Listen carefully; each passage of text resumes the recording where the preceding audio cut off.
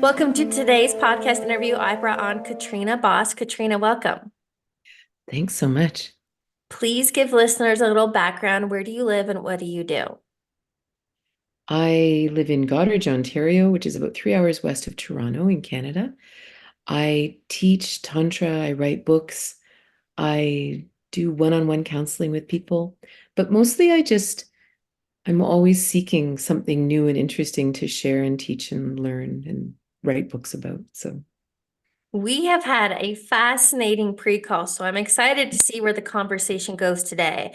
But I think that would be a great starting point I'm not that familiar with. So can you please explain what is Tantra? What are you teaching? yeah, Tantra. I originally discovered Tantra back when I was married. I was married for 20 years, and partway through there, I was like, we had a great marriage, a great man. We had children, we had a farm, we had all these things, all this classical life stuff. But I knew there was more. I knew there was more that more intimacy possible, even in sexual intimacy. As much as Tantra is not about sex, it often is many people's gateway, especially in the West.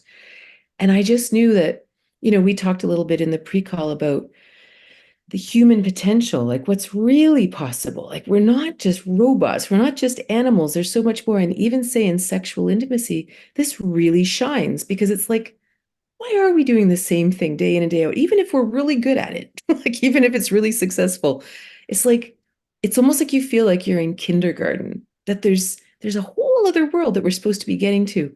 And I Mm. could never explain it. I could never put it into words.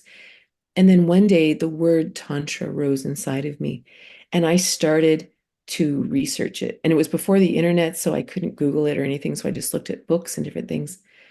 And what I discovered was exactly what I was looking for, that there is a way of looking at the universe in this infinite way, and that we can live in our day-to-day life mixing that infinite wonder.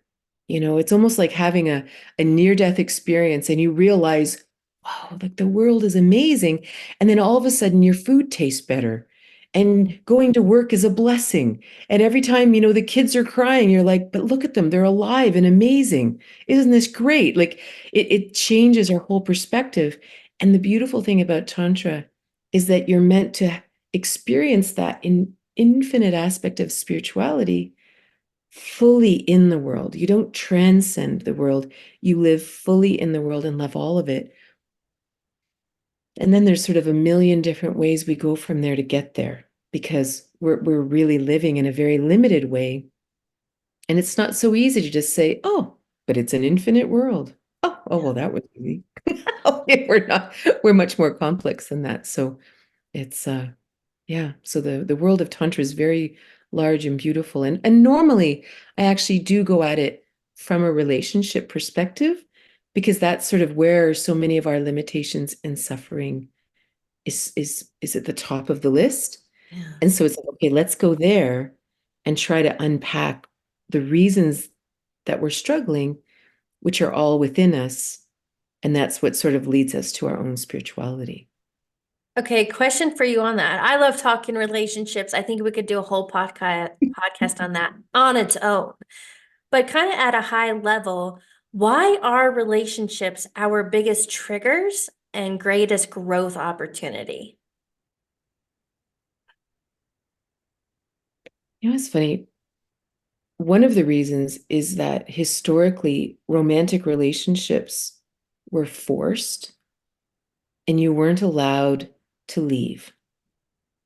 And that's a real foundational problem with that because, so like, let's say, for example, again, I'm going to keep referencing the pre-call because it was really juicy, but one of the hardest things that ever happened to humanity was the belief that was being taught that we had a good side and an evil side, and that inside we had this battle, right? Well, everything that happens inside of us happens outside of us. So now all of a sudden we're taught everyone gets married. It doesn't matter whether you even like them or not, you have to get married. This is part of it, da, da, da, da. So you get married. And now all of a sudden, this battle that is inside of us is now going to get played out with this other person who you cannot leave, Mm. right? illegal. It's illegal. You can't divorce, you can't do this. I mean, we can now, but historically we couldn't. And there's a lot of that. And you have to do this for the rest of your life. Mm.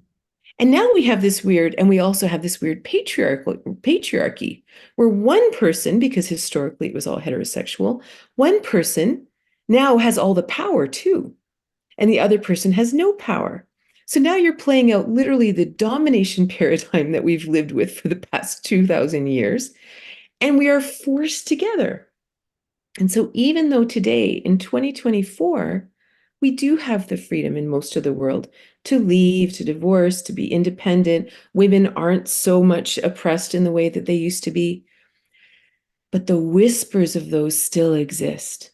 You Mm. know, and maybe even the ancestral history, the traumas, and everything still exist inside of us. And so, we're still playing out all of this almost trapped energy, and we're like we get together in a relationship with someone almost because we have to spar with someone. We have to work out all of these issues. So as long as we find someone who wants to spar about the same things, it's okay. But that's what we're doing. We're playing out these, even the simple, the idea that I found someone, okay, it's us forever, right? It's forever, right? Like I don't have to do this again. Well, then all of a sudden, we start to, oh, well, it doesn't really matter about that one thing they did, and that doesn't matter. All of a sudden, there's resentment and all this stuff, and we're just playing it all out again. Yeah. Whereas as soon as we believe that we are one, we're whole inside. We love ourselves inside. There are not two sides. We absolutely have this beautiful, infinite, loving space inside. Then all of a sudden, we seek that with another. And if for some reason we don't fit anymore, then we lovingly release. Yeah. And it's easy. But that's a new idea, right? That's a very new concept. But historically, I think we're just wrestling because it's so intimate and therefore it's so painful. But as soon as we heal it inside, Yeah. we just can't even tolerate it outside of us. We kind of go, wow, that's weird. Yeah. Why would I do that? Doesn't make any sense. Well, even on my journey where I'm at, I'm 38, single, just out of a long distance relationship and previously engaged. And I love Peter Grone's, his quote is that people and circumstances come into our life to reveal where we're not healed. And it's not that I don't want to say I'm not emotional, but for me, like if it's not it, I move on. And Totally. as an example, this last guy, I mean, look, there was so much good, but where I'm currently at, my priorities are somebody who is self-aware. And I love, like Dr. Joe Dispenza says, in a relationship, I will never work on the relationship. I'll work on me. I'll take me aside and like come back, but I will never fight and work on it. And like here's a paradigm, right? We gotta fight. We gotta fight to make this happen. That's just not something I'm going to do. Well, and even the idea of a relationship. So many times people will say, well, I'm really struggling in my relationship because my partner just won't talk about this. And it's like, you don't have a relationship. Relationship, by definition, means you're relating, like you're actually relating, Yeah. right? And so the very fact that you cannot communicate with each other, you are two strangers living Yeah. separately in a house, in an agreement, in a something, but you don't actually have a relationship anymore. And what happens is when people do have a house together, they have children, they have business, they have families, they have intertwined lives, the relationship is over because they have stopped relating, they have stopped talking, they have stopped being able to connect. So then what happens is the real thing that they don't know what to do with is all of this structure they've created that has to be separated because the relationship's long done. And the minute you cannot, because we talked about this before too, that the foundation of all connection, like, and this is in the, when I wrote my book, Tantric Intimacy, I've been teaching Tantra for a long time, but a lot of people, especially couples, were really wrestling to experience this beautiful intimacy that Tantra promises, right? And when I was writing my book, I realized that the problem is what we believe love is. Mm. The whole first section of the book is redefining love, and the foundation of love is agape, the ancient Greek word for God's love of man, or to see someone through the eyes of God. And what that means is we actually look at each other with full respect. And, my partner the other day, he says, I really admire you. Mm. And I fully admire him. And I thought, wow, what a beautiful word, that when you admire each other, that's agape. That's when you actually look at the other person, and how could you fight with them because you admire them? You respect that they are on a path. So if something goes amok, if you get triggered or if something happens, you can actually say, this is what happens. This is what I'm feeling. And the other person, because they admire you, say, wow, well, let's talk about that. I don't want you to feel like that. Let's look at it. And you easily relate. This is agape. But the challenge is this is so incredibly uncommon in the world, especially in our families of origin. Not our parents' fault, but they were treated with a punishment model. You have to mold the children, they have to act a certain way. It wasn't agape, it wasn't non-judgmental. It was you're right, I'm right, you're wrong, this kind of thing. Oh, why relationships are so hard. And so we don't have this agape inside of us. Mm. We don't have it with each other. Well, what's coming to mind is the idea, and this became so clear through my coaching clients, that when I would ask the question on a scale of 1 to 10, where would you rank your self-love? First of Mm, all, it's kind of a what question. And then generally speaking, I see 3 or 4s, which totally makes sense, right? We lack self-love, which is why we self-sabotage and all this suffering we created. But if you don't love yourself, I have to highlight this real quick. There is a Netflix comedian.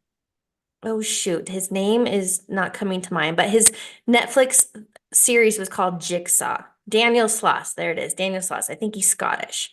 Anyway, Daniel Sloss, his Jigsaw comic special was all about relationships and it was so powerful. But what he said is, if you don't love yourself, let's say you have 30% self-love and your partner comes in and they love you 40%, which is less than half, but it's more than you. That's like the big failure in relationships. So, I love the saying, you don't attract what you want, you attract what you are. So until we love ourselves, how could we ever create a loving relationship? totally. Totally. It's Yeah. interesting, like even the idea of that relationship is about compromise, right? Yeah. And Yeah. it's like no one should ever have to compromise, right? Yeah. That I am a soul on a journey, right? You are a soul on a journey. If we come into relationship, theoretically, that should be beautiful. Like that should actually, we should complement each other, and I should help you and you should help me, but no one should ever have to compromise. And Yeah. it's a very curious idea that, well, compromise comes with that. It's like, no, compromise is for whoever's sort of the dominating character in the in the play. Like it's not, Yeah. but that's not, it's a whole redefinition of relationships that we need. I want to touch on this real quick, and then I want to move into the idea of human potential and our limitations and how we can expand into fullness. But Mm. first, this has been glorified on social media, and I think social media has a lot of power, good or bad, but we have glorified the term a situationship. And people are settling for a situationship, right? They don't even know and they don't ask questions and they lack boundaries. And I personally know a woman that has been in a situationship for years. Her man, I have found him on dating apps. Like it is known he's on dating apps. They're not physically intimate, and she's still holding out, thinking he's going to change.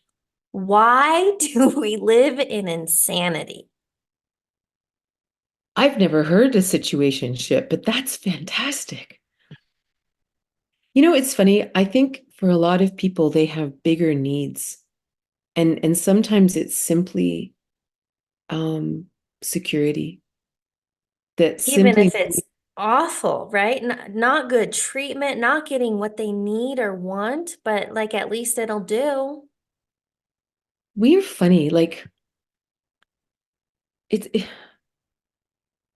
sometimes we just have to live something out. Mm. Like sometimes we have to live something out until something inside of us says, now I'm done. I don't need to play this out anymore. No But more. until then, Yeah. we have to play it out. Like for some reason, I mean, why do we stay at jobs that literally suck our life force out of us? Yep. Because something inside of us says prestige is important, work ethic is important. This makes you better than others. This puts you in the proper social credit, whatever. And for whatever reason, those still are there. Like this is still important. And so this person who is in this situationship, perhaps being in a couple equals I am lovable, Mm. someone cares, I am important to someone. Even it doesn't matter even how they treat them. It's kind of like going to a 65th wedding anniversary for someone who both of them haven't slept in the same bedroom in 40 years because they can't stand each other. Yet we celebrate their situationship because they've survived it for 65 years. This is Ugh. deeply historical, right? Yeah. And whatever. I saw a book once, and the title was called Sometimes You Just Have to Live Your Nonsense, Hmm. right? And that's us. I didn't actually like the book, but well, actually, I didn't read the book. I just went through it and was like, wow, I just love the title. And it's like, that's all of us. Yeah. We all just have to live our nonsense for a while. Like, you can't intellectualize ourselves out of it. We actually have to go through it. And then all of a sudden we go, whoa, Yeah. okay, I'm done. We just come out of it. Yeah, so let's change gears at that point. The idea of, because been there, done that. I went through the 9 to 5, the monotony. We have people that are stuck and struggling financially in relationships and all the different life buckets. But let's talk about the idea of for those stuck in survival mode, like going through life's motions, living in limitation, lack, and fear. Let's talk about the flip side of what's possible about thriving in this lifetime and having fun and understanding our innate intelligence and innate powers. Yeah. Yeah. It's so interesting, yoga, meditation, all these things are so powerful right now, the Yeah. power of the mind and all that. And we do live in a very interesting time right now. The consciousness is different. You can learn something almost instantaneously, which might have taken 10 years, 30 years ago to do, right? So all of a sudden, let's say you're in one of these really difficult situations and you sit down and you do some kind of pranayama. And a pranayama versus a meditation. Meditation, we often think about as just kind of sitting quietly, which is very hard with a million elephants stomping around in our head, right? Yeah. But a pranayama might, use certain breath techniques or certain mudras to actually help rewire the brain and rewire the nervous system so that all of that stops and we can actually sit quietly for a moment. And in that quiet, we can hear our truth. Mm. And the Sanskrit word for truth is satya. And another beautiful definition I once heard was that satya or truth is my communication with the divine. And everybody, no matter what our state is, we all have that ability. We all have the ability to listen within and hear guidance. And what's interesting is the more we do whatever our practice is, it could be running. It doesn't have to be yoga or a spiritual Yeah. practice, but whatever that is, like when they say meditate for 10 minutes a day, just sit quietly, meditate, do a cool pranayama, do something interesting. There's a bazillion all free online. Do that for 10 minutes every day for 30 days. And no matter what our situation is, we will slowly start to see it differently. Yeah. And solutions will start to change, solutions will start to arise. And in 30 days, our lives will be different. And then bit by bit, all those, and then you just start to suddenly you have courage to say something. Someone says something, and it could be anyone. It could be your partner, it could be your child, it could be your parent, and they say something that normally would trigger you, send you into an emotional state. And as soon as we're in an emotional state, we can't think straight. We default into something that, our 5-year-old self or whatever, and we just keep circling. But all of a sudden, we start to do pranayama, kundalini yoga, whatever we start to do, Yeah. and they say it, and we don't trigger out. And we look at them and we just go, that's a funny thing to say. Like, Mm. and then all of a sudden you're like, wow, you actually aren't listening. Well, that's interesting. But it doesn't throw us. And all of a sudden, everything starts to change around us. We live in a very magical time right now where it's right there for everybody. Well, and what you're sharing is we learned how to respond, not react. Can we Exactly. touch on okay, so I just want to share real quick. I love that you shared running because I think for a lot of people to sit still, one of my clients a couple of years ago, he said he literally felt like he was crawling out of his skin. All right, well then that was too much of a deep dive for you, but some people can feel it walking in nature, sitting at the beach, guided meditation. I have felt it running when I'm not listening to something and I'm so present and in the zone. There, that's a phrase we can use. When you're in the zone, could be gardening, cooking, painting, when you're in flow. Can we talk about why it's important to create that space so that the downloads, the intuitive nudges, the solutions can come to our awareness?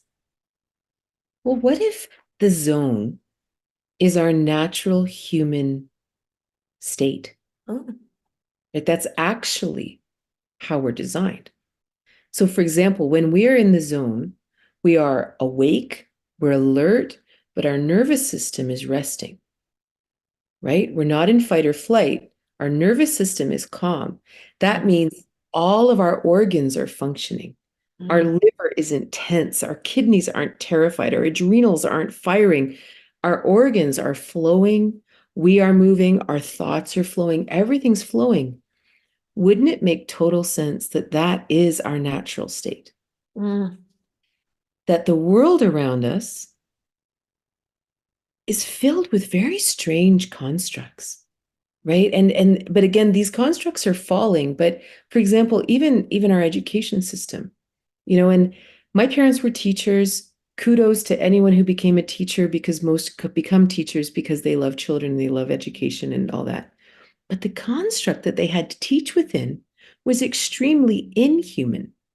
yeah. The idea of taking children and making them sit still, forcing to actually do this, do this, do this, had nothing to do with treating everyone like they were the same, instead of understanding that everybody learns differently. Some people must move. I'm not a mover. I like to move in my mind. I can do mental gymnastics all day, but to make me go for a run, that takes a bit of effort. Another person, they could run all day, but oh my God, I don't have to sit and talk about this, do I? Like, are you kidding? We're wired so differently. So we've sort of been trained in all these funny ways. And so, for example, the path of Tantra is predominantly a path of unlearning, a path of recognizing the constructs that are limiting us and just letting them go. And Mm, as we slowly, one by one, get to the bottom of them and let them go, our true self emerges. Like we are naturally tantric, we are naturally yogic, we are naturally whole. All we have to do is get rid of the thorns, and all of a sudden the body releases, our mind releases, our consciousness releases. So every time we do whatever it is that floats our boat, whatever it is, and as long as it's not, there's a lot of false pleasure out there. Like, oh, my favorite thing is just to sit and watch Netflix, right? And it's like, mm, that's a that vice. that's a vice. Like we have to be very careful, exactly. Or Yeah. even eating a lot of sugar or smoking or drinking or doing drugs or all the, oh, Yeah. that's my thing. Don't judge me. It's like, but the Yeah. human being is capable of higher highs than you could ever experience through these things. That's the joy. Like that's the real kick. But it comes from these subtle things, like you said, gardening, woodworking, riding horses, sitting in the sea, whatever it is that you love to do. That's where we access that state. And it's like back in 1999, I was sick. I had breast lumps. My mom had died of breast cancer 4 years before that. Her mom had died of cancer. Her sisters were that one of those families. And so when I got sick, I was 29. I had little kids, married, a lot at stake, and a teacher appeared in my life as they do. And that was really the beginning of my, oh my God, there's an entirely different world possible out there. Yeah. And one thing he taught me, he said, you need to find different reference points for living.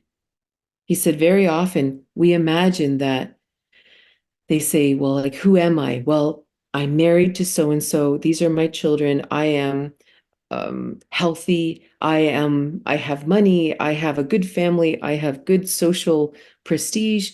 And these are the reference points that define me. And the problem is, all of those things are transient. My health could disappear and then I'm going to plummet. My children could move to Zimbabwe and I'm going to be depressed. My marriage could fall apart and then I'm going to be lost. None of these things are actually who you are. So he said you have to find the place, the times in your life when time stood still, Mhm. the moments that you felt one with the universe, right? Those are your reference points. And no matter what, those are the pieces that will always be with you. And no matter what changes in your life, you are always you. All you have to do is close your eyes and remember one of those reference points, and you're back in your own skin again, right? But it's like who I actually am.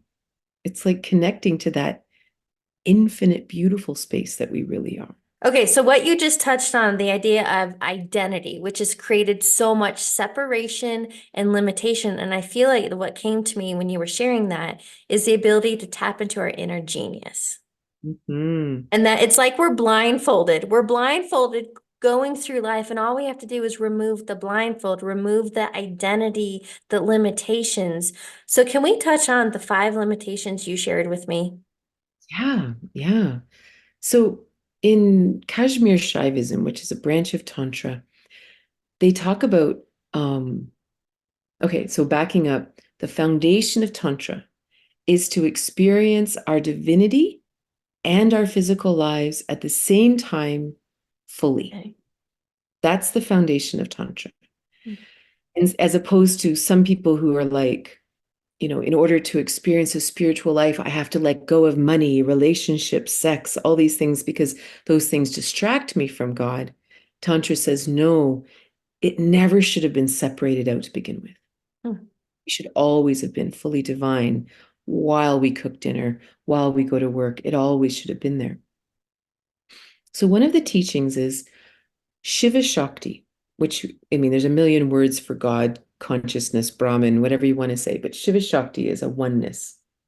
And then they separated into duality and said, let's create a world called Maya, where we get to experience all the multiplicities of life. And so, how does a God self, an infinite, knows everything, omnipotent, omniscient, all those other things, how do you have a human experience? Well, we need to intentionally limit ourselves, or else it's no fun, right? Like, otherwise, what's the interest in that, right? We're all walking around going, hmm. Like, It's it's too really, easy. It'd be it's too too easy, easy. right? You're like, whatever. It's too, so there were 5 limitations that they taught. One was, well, let's pretend there's such a thing called time, right? So there's a past, there's a present, and there's a future, because that's not actually true. But in this time-space continuum that we live in, Yeah. this is a thing. Then there is space, and it's also linked with causality and all that kind of thing that, you're there and I'm here and we're actually separate. We have to believe that, or else that's also no fun. Like, it's when people go, well, we're all the same anything way, so it doesn't really matter. It's like, oh, we are separate. That's the game. Like, don't change the rules. Otherwise we can't have a conversation, Yeah. right? Conversation's fun. So stop messing with the limitations. And then another limitation is that we have limited power. that I can only do so much in a day or in a lifetime.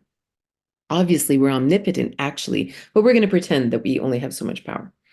We have a limitation that we can only know so much, right? We're not omnipotent. We actually can only know this much at any time.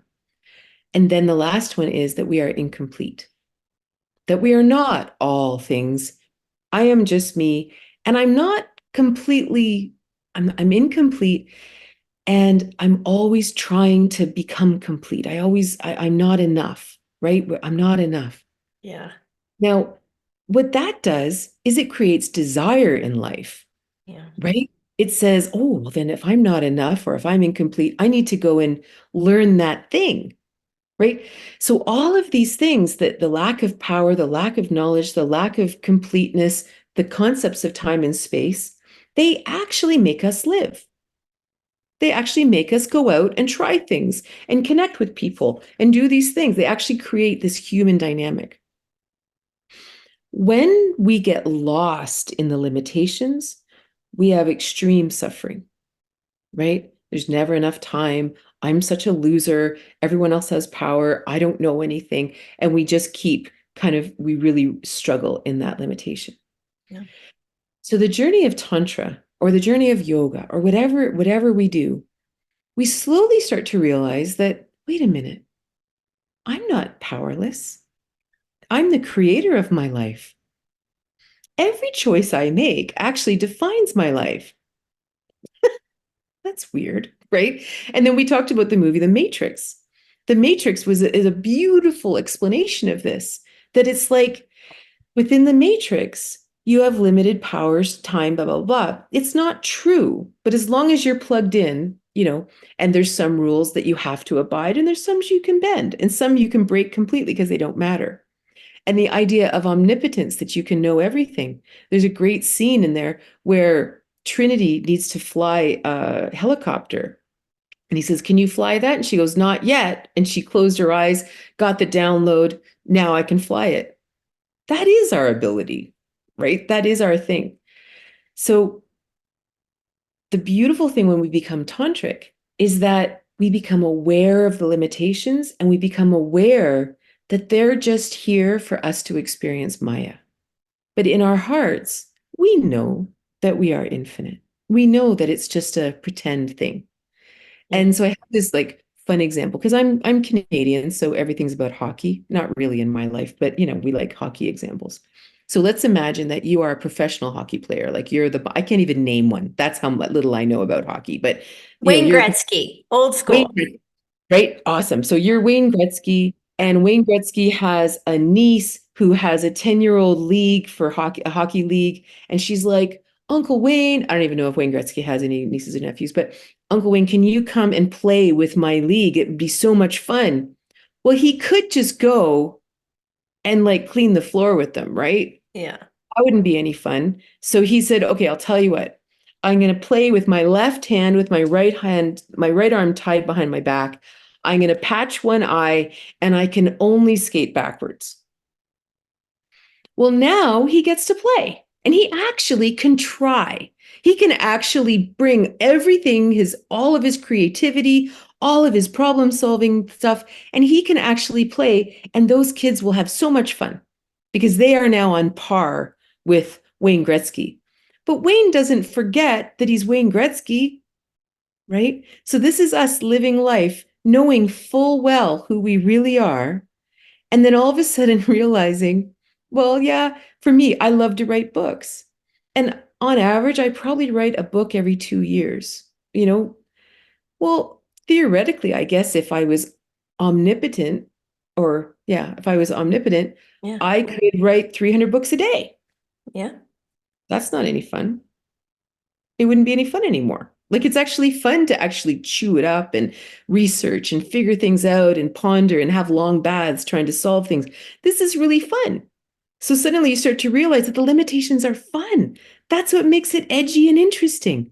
The fact that me and my partner are super different and we have completely different perspectives on the world makes the relationship interesting. You know, that's being tantric. That's actually living in this really expansive way that suddenly, no matter what cards we were dealt. Well, isn't that interesting?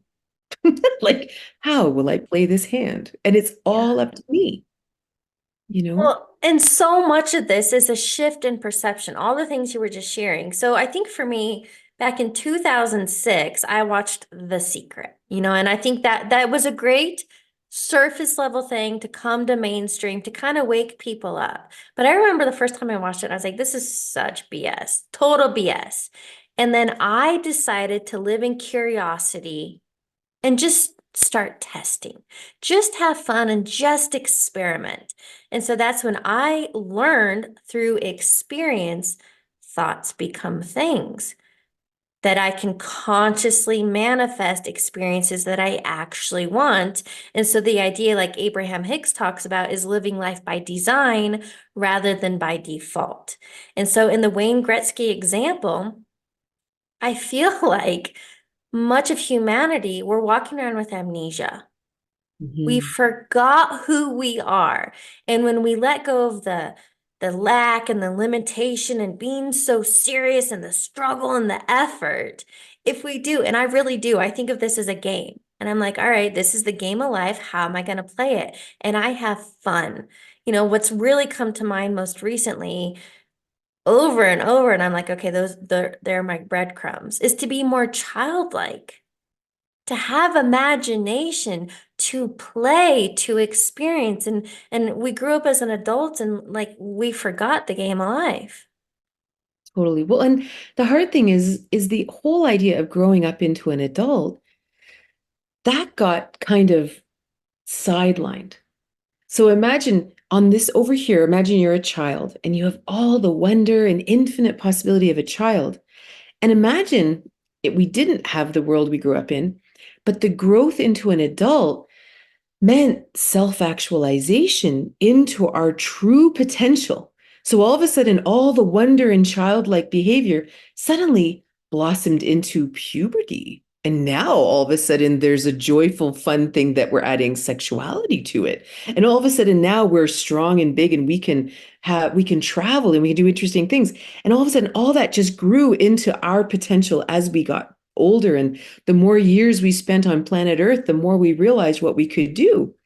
But instead, growing up, probably around the age 14, suddenly puberty and sex all of a sudden was like, now this is bad. Look at you with all your dirty ideas and stuff like that, and you're going to get an STD. It's like this horrible thing clamped down. And then in school, you have to figure out how you fit into the matrix. You have to figure out how you're going to make money. And suddenly, all of that disappeared because that's not marketable. Those skills you can't use that. That's irrelevant. All those things you want to do for fun, those are irrelevant because all that matters is, are you going to become a doctor, a pilot, a rocket scientist, a nurse, a factory worker, a truck driver? What are you going to do with your life? How are you going to fit into the system?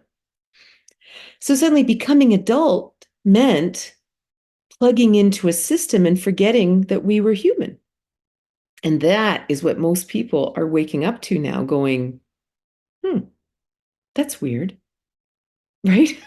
And like, I genuinely believe that I believe we are in a massive shift right now. Humanity's in a huge shift from this curious amnesia to a time where we're like, wait a minute, money is just a concept.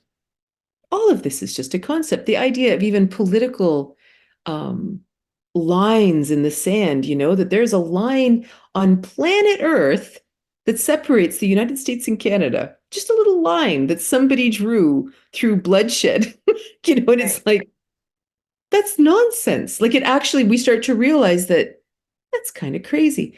And so over here, there's a very different world. And I don't think it's something we can even fathom yet. But it is a world where we are self actualized and that childlike joy continues. And the most valuable thing we have is like loving connection with each other, that we actually work together and we do fun things. And I believe our lives are filled with all the hobbies and joys and things that were relegated to things you do on Sunday or if you have time after work, because those are the things that our souls love to do. Like you said earlier, those are the things that put us in the zone. Well, I mean, that seems like the number one reason to even be on Earth. We You know, we came to play. This is our playground. right? Earth is beautiful.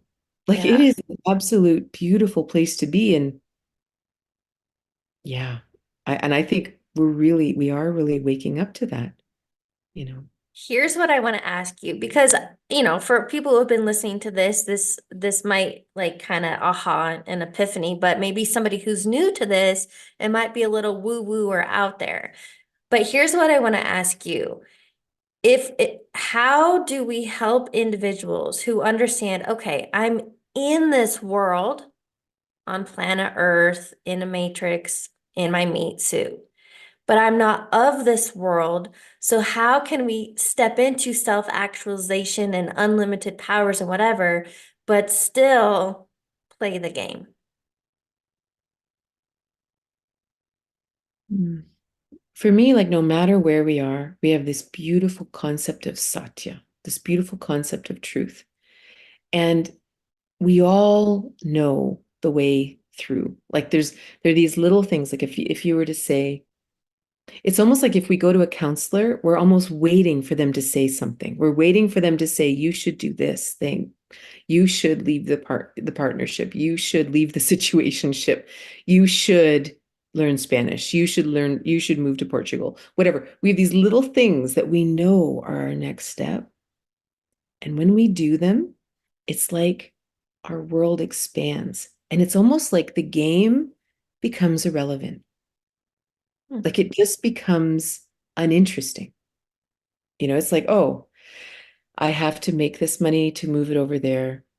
Well, then I have to figure out how to make the money. And we ask the question, and answers come, or a roommate moves in, or something. Like that's the crazy thing is that the solutions always come. And then the game becomes irrelevant again.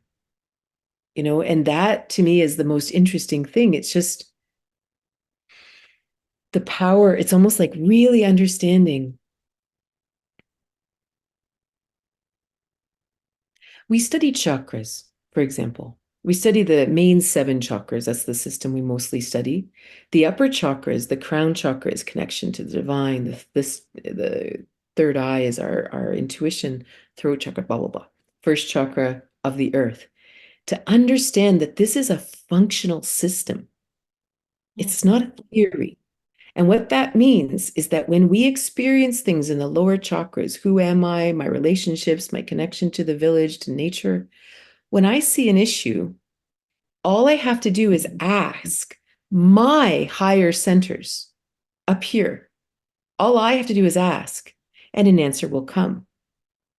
Hmm. And then I manifest it. And I constantly am in this beautiful communication inside. It's real. It's right in us. It's not to some God out there or the guru over there, or this person over here. Every one of us has this inside of us. All we have to do is get rid of the beliefs that I'm not good enough or that my idea can't be the answer, that we have this expertism issue. This idea that that person over there knows, or that doctor knows what's best for me, or that whoever, that teacher over there knows what's best for me. Yeah. And as we slowly, and it comes back to that self-love, as we slowly connect inside, we start to realize that we have all the answers and we just take the leap. We have the courage to kind Yeah. of step into it and do it. And then our life changes and we go, huh, I guess that wasn't such a big deal after all.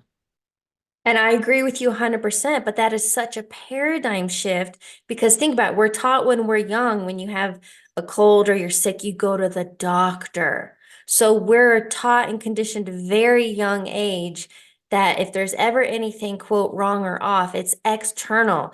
Oh, you're not happy, you just need the next material thing, make more money. I have worked with very successful multi-millionaire clients who are miserable. And we know money is not the answer. We know that. So since I think there's some sort of meme or kind of joke out there, but something to do with the effect of, isn't it funny how the best place to hide the key or solutions from a human would be within. And the kingdom is within. There's all these little notes out there leading us, hey, you have to go within. So if we are seeking solutions, if we are feeling stuck, if we are kind of in lack and limitation, how would you offer somebody to get started or daily practices on creating that space for the download, for the nudge, for the answer? Oh, there's so many beautiful things. Right now, I'm actually doing The Artist Way. It was a book that came out 30 years ago, and it was very famous. And it's just you sit down and you write 3 pages of morning pages, just scribbling out whatever. And you do it every day. And we have a local writers group, and we get together once a week and we compare, and there's all these things. And it seems very, well, how interesting is that? And who am I? And I'm not a writer or whatever.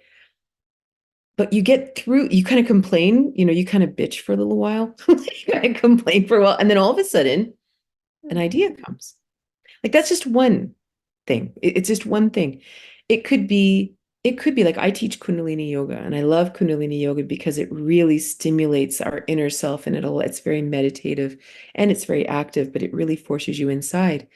For some people, Kundalini yoga practice every day, all of a sudden they get to Kundalini yoga helps us process our emotions.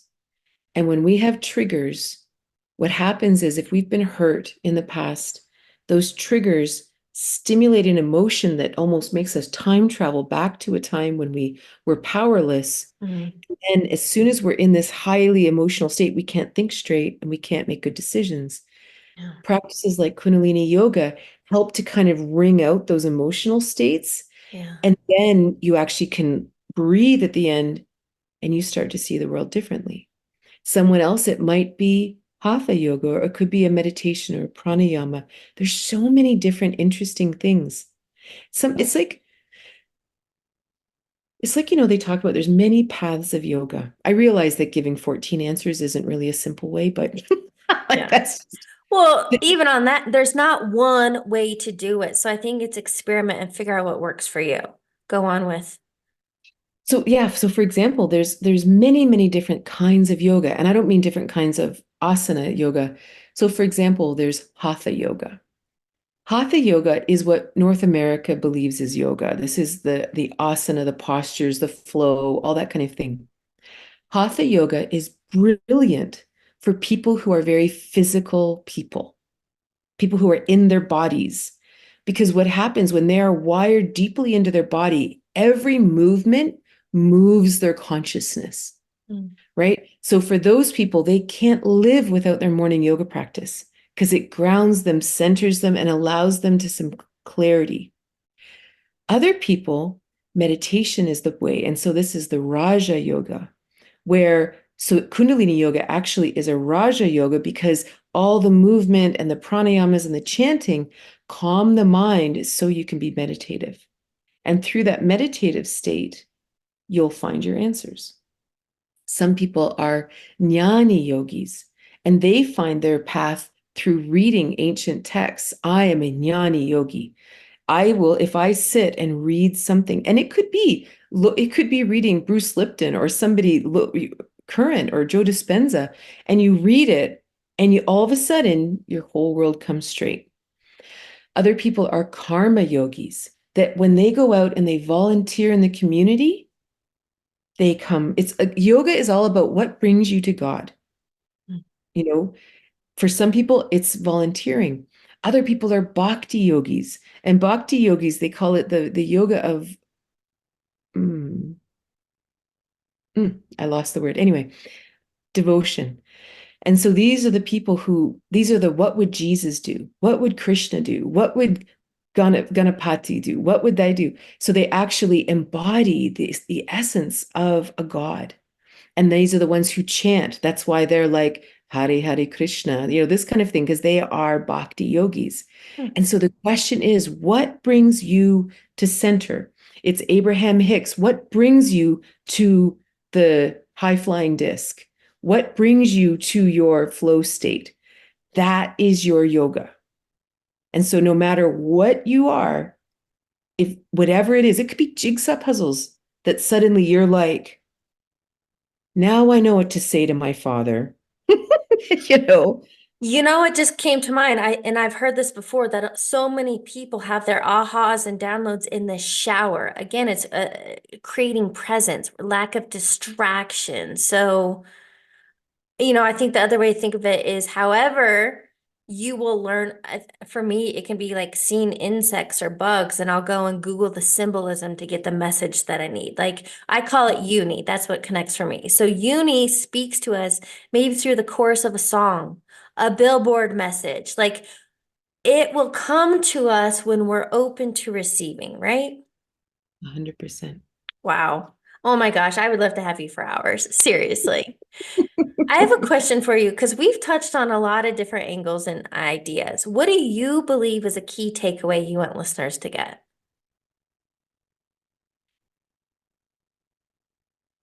To really trust yourself, Mhm. to really listen within. And it's interesting, one of my favorite people was Gandhi, right? And Gandhi's great truth, as much as he's known for ahimsa or nonviolence, what he's really known for is what his central point was satyagraha, that he called it. And satya is this deep truth, your communication with your highest self, with divine. And graha means to stand in. So satyagraha is to stand in your truth. So when you know something, and it's not truth about other people and judgment, it's your path. When you know that this is your path, you stand in that truth. You have faith in yourself. And that's where there's no need for violence. That's why satyagraha and ahimsa go together. Because when you stand in your truth and someone tries to argue with you, it's so clear that they just simply don't hear what you're hearing. And there's no battle, there's no argument, and you simply quietly walk forward in your truth. And every single one of us has that, and it's perfectly unique, and it's meant to be unique. There's not another person on the planet that's supposed to understand you. And and then your whole life just, you know, back when I was sick, and I know this was your takeaway, and I'm supposed to be stopping to talk, but I'm supposed to, Yeah. but the last thing was my teacher, this was the great takeaway for me in 1999, was that I had to learn to listen within and I had to learn to follow my guidance. And what happened in my life is it was like a Rubik's Cube of my life just started shifting in this beautiful way that miracles started happening all around me. Like my kids who are now like in their late 20s, they would just joke that something would happen and their friends would be like, "Oh my God, can you believe that?" And they were like, "No, that is mom's world. That is just what happens all the time." Yeah. But I'm not interesting. That's all of our worlds. Like you said, it could be a billboard that you're like, whoa, that is exactly what I need to hear right now. Weird. Well, and Right? even the saying, I think Gabby Bernstein is one that says it, but I believe it comes from A Course in Miracles, that miracles are normal. Miracles are natural. And when they're not happening, we've blocked the flow. 100%. Mm. 100. I have a few rapid fire questions to ask you to wrap up the interview.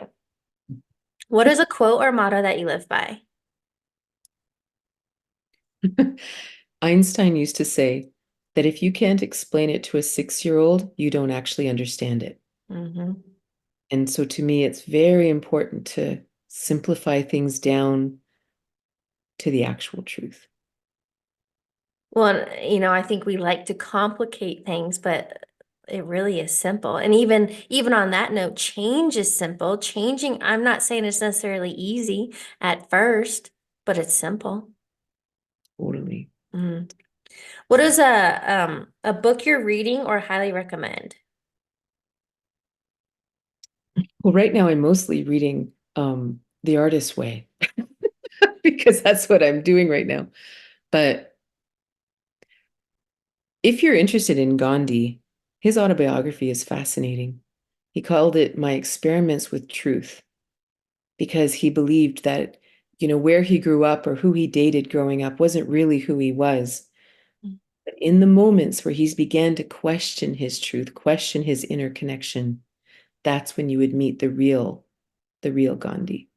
And I love that book. The other book I love a lot, which we didn't really touch on, was Viktor Frankl's book, Man's Search for Meaning. And and it's his story of being in the concentration camps. He was an Austrian Jewish psychologist or psychiatrist, and he was in Dachau and Auschwitz, and he studied humanity. It's not a depressing book, actually. I avoided it for a long time, but it's really about when everything is equal, which is what happened to the people in the concentration camps. Everything was taken away from them. Everything we believe brings us happiness and success. And yet, even then, certain people would still see the bright side of things and other people wouldn't. And it's a beautiful book about really what empowers the human being and empowering our own choice regardless of circumstances. And I highly recommend that book. Would you boil that down to perception? Actually, it's knowing you have choice. One of his great teachings is that what defines a person is our how does he say it? That we have the choice to respond to all situations. We may not be able to change the situation or change the circumstance, but we can always choose our response to it. And our response to it defines our experience of it. Mm. So, yeah. Final question. What advice would you give your younger self?